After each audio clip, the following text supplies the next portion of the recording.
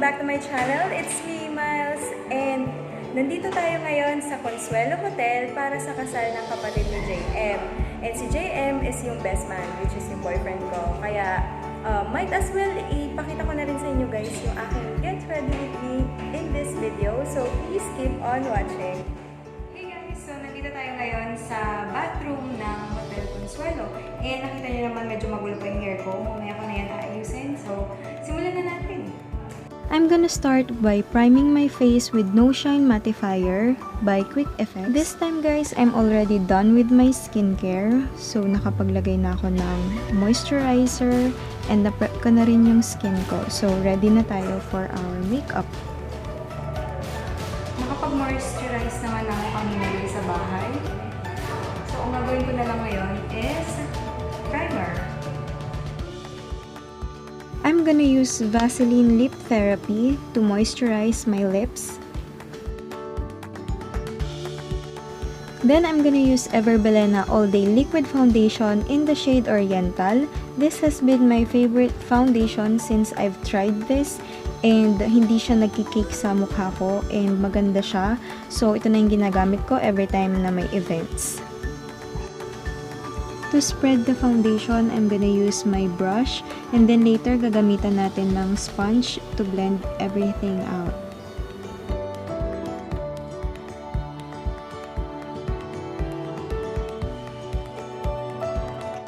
To conceal the dark spots, I'm gonna use the same Cover Perfection Tip Concealer.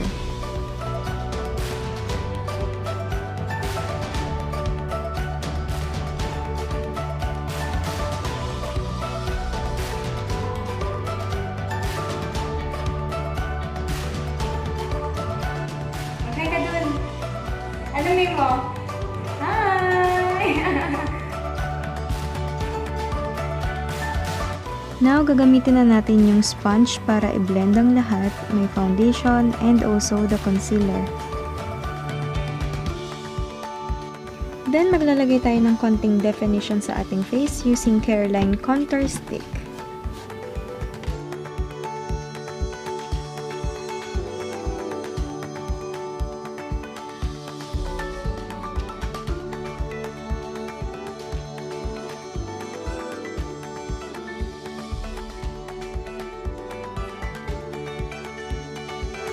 And dahil medyo mainit nga sa labas guys, kailangan natin mag-bake para maiwasan natin ang mag-oil up. So I'm gonna use my Nishido Final Powder in Creamy Glow.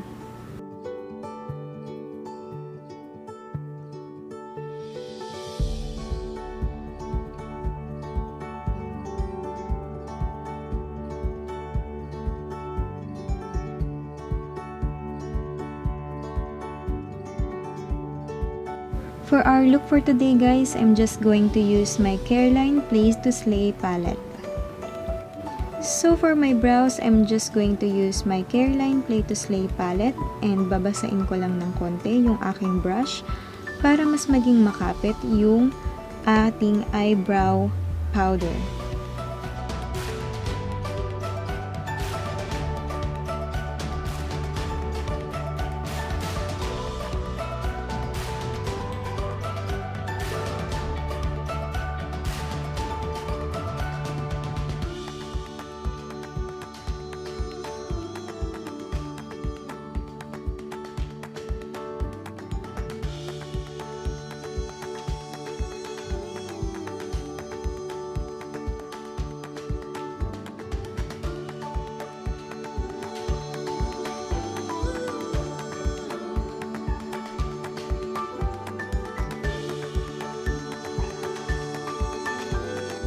Then, I will be using my Ashley Shine Soft Brow Mascara to make our eyebrows on fleek. I always like to use this guys every time na may event because it makes my brows bushy and makapal, more makapal. So, yun.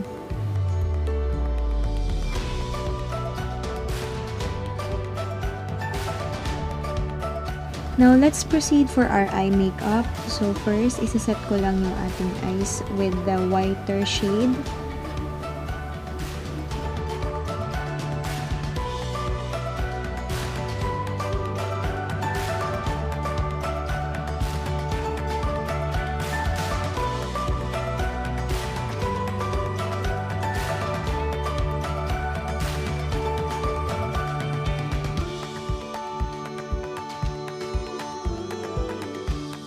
Sorry naman guys kung gumagamit pa ako ng isang mas maliit na salamin para mas makita ko lang kung tama na ba yung ginagawa natin.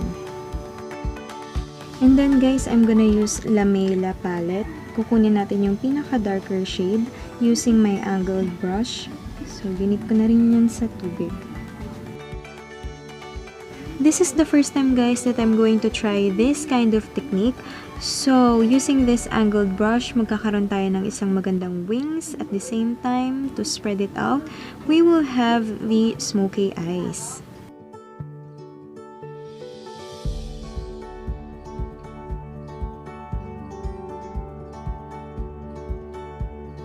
Na nakagawa na tayo ng wings for our smoky eyes, I'm gonna use a blending brush to smoke it out even more.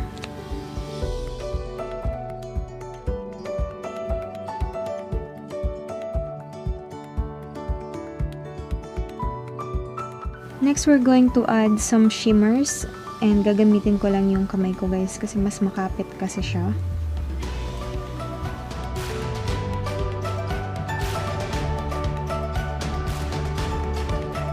And I found this Flare Shining Charm Eyes online, which we're going to use for added shimmer to our eyes.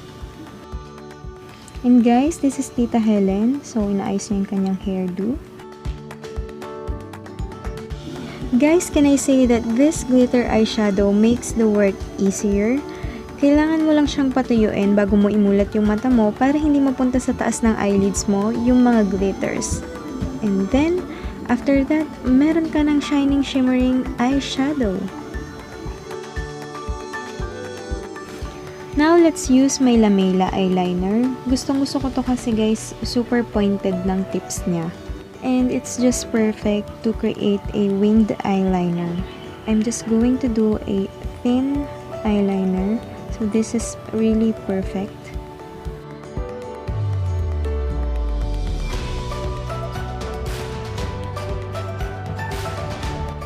Next, I'm going to use my EB Advanced Lash Define Waterproof Mascara. I'm actually wearing a DIY eyelash extension guys. So please make sure to subscribe to my channel so that you will be notified once I uploaded that video. So watch out! And then to define our eyes even more, to make it more fuller and bigger, I'm gonna use EB Advanced Eye Define Waterproof Eyeliner. So guys, this is the part na lagi kong nakakalimutan. So, kung ano yung nilagay nating eyeshadow sa upper lid natin, gagawin din natin sa baba. Okay? Now, I'm using Nishido White Eyeliner. So, sabi ko nga sa inyo guys, gustong-gusto ko na nadedefine yung mga mata ko. So, mas intense. So, lagay din natin yung shimmer na ginamit natin sa ating lid, dun sa ating inner corners. Konti lang naman. Now we can proceed with our mascara for our lower lashes. Now I'm using Pretty Secret Lip Tint for the inner part of my lips. I always like wearing lip tint, especially for events, before ako maglagay ng lipstick. Dahil in case na mabura man yung lipstick natin, meron pa rin tayong lip tint as our base.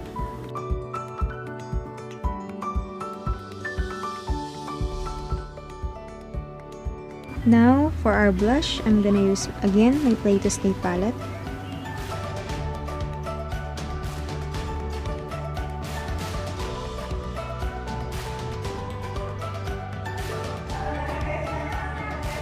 Tita, hi ka dun ah. Hi. Naka-video yan? Ang cute ni Tita. Nag-hi na pero hindi niya alam. And then, ready for the highlights. Lagyan natin ng highlights yung ating nose. And the bridge of our nose.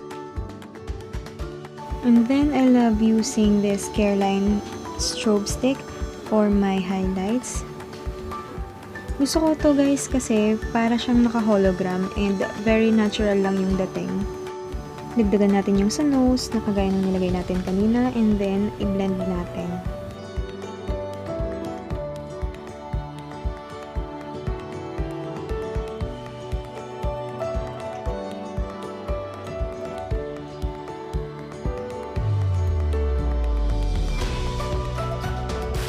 So for our final touches, I'm gonna use my favorite matte painting Rouge lipstick, gifted to me by Tita Bless and Tita Stella from Paris. So thank you so much po kasi sobrang favorite ko tong lipstick na to. Just perfect for this kind of occasion.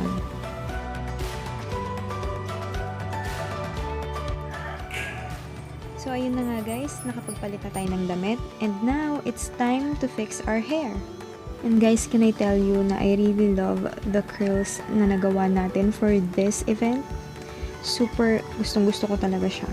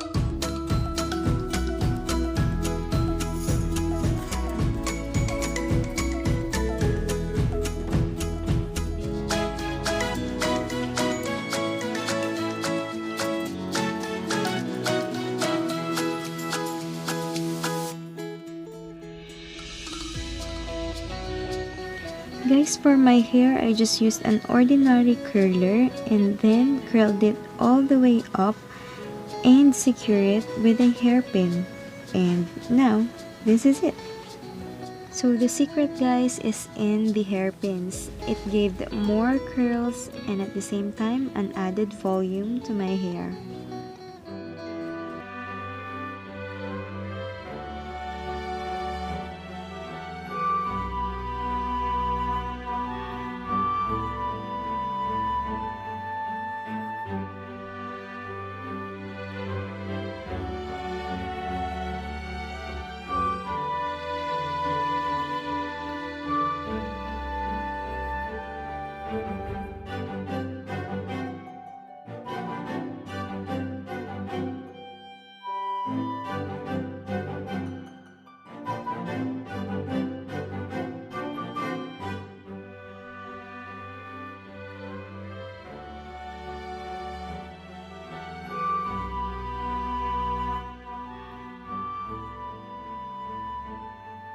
I wanted to pop some shine to my collarbone using my highlighter.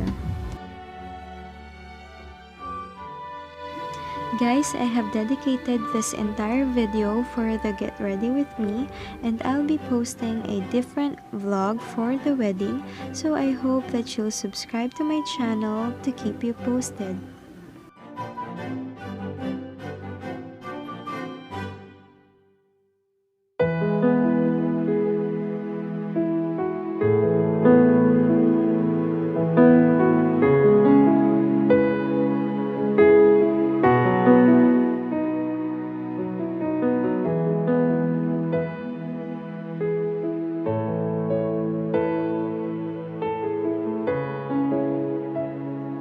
For the wedding, I'm wearing black heels, which is very simple, a silk dress layered with black lace, which I am so in love with because it is so elegant and very classy, perfect for this event.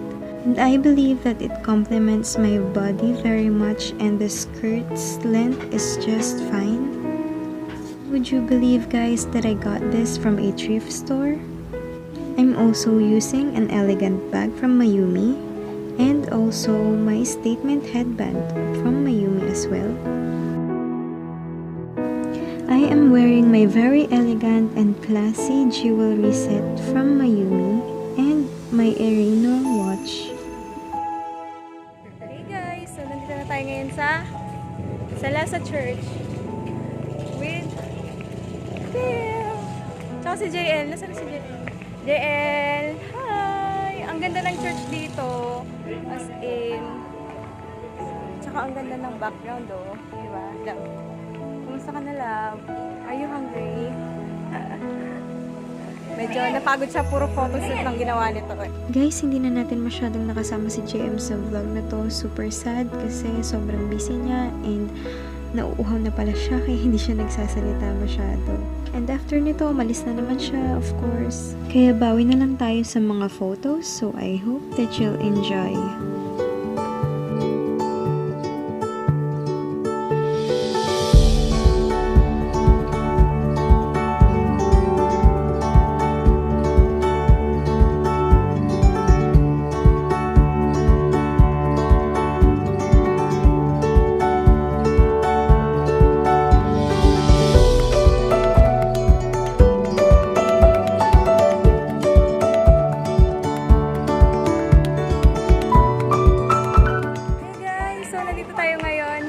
Sa church and hinihintay lang natin yung bride.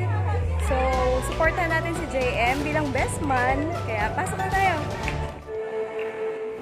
Oh, he's so cute. My best man.